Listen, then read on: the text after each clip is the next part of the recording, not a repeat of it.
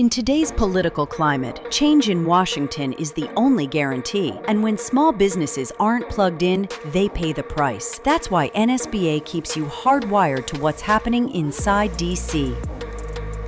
Hi, Jack. How are you today? Hey, Molly. How are you? I'm doing well, thanks. Not quite as well as the U.S. men's and women's hockey teams, but pretty darn good. Hopefully everybody else had a good weekend as well. Thank you for joining us here on Hardwired this week. We've got a lot going on. Kind of a busy last half of last week. Jack, tell us what happened. Yeah, it was a quieter week up start. Obviously, Congress was out of session, so we were kind of just moving through recess. But then on Friday, we, of course, got the Supreme Court decision that we've all been waiting for regarding the Trump administration's use of tariffs. And I'm sure most people have probably seen this on the news. It's been all over. But there was a 6-3 ruling essentially saying that the framework by which the Trump administration has been using tariffs is not constitutional or is not vested in them through IEPA, the law that they have been relying on to use the tariffs. So this changes a lot, but it doesn't change everything, because immediately the Trump administration pledged to use the numerous other authorities that are available to it to continue to use tariffs as a primary driver of their economic policy.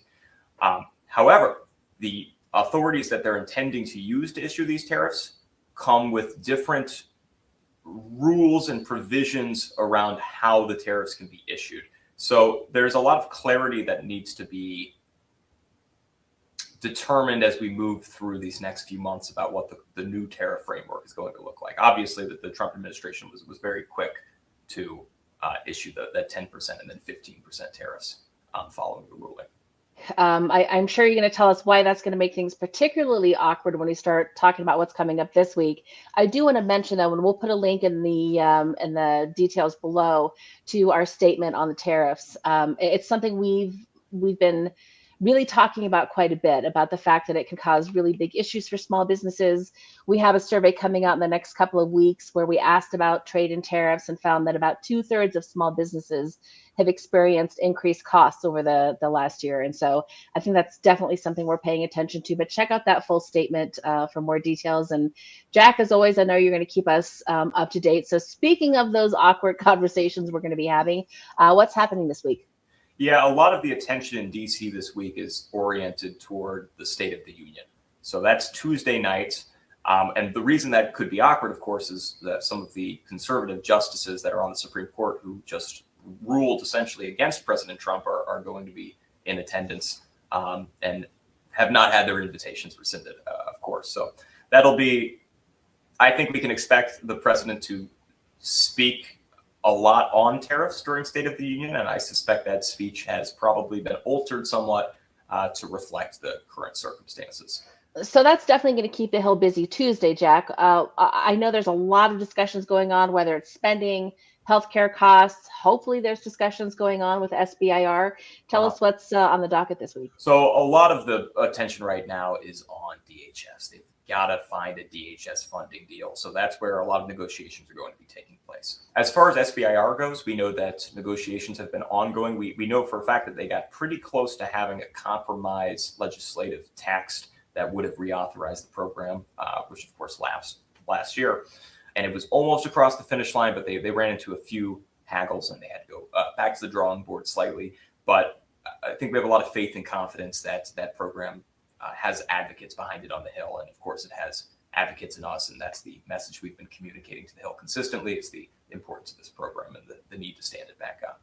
You make a really good point. And since you don't like to brag about you, I'm happy to. I do want to mention that you held 4 meetings with our key issue committees this week, had some really great discussions. I was part of all of those.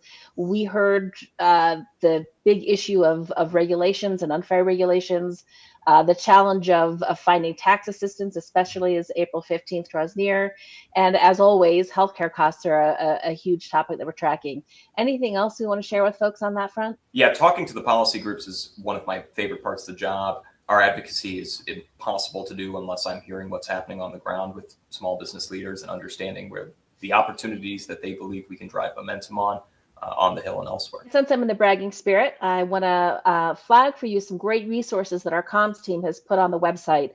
We have a really fantastic small business toolbox. There's a ton of great resources there. And I also want to flag for you a great resource from the SBA Office of Advocacy. This is their red tape hotline.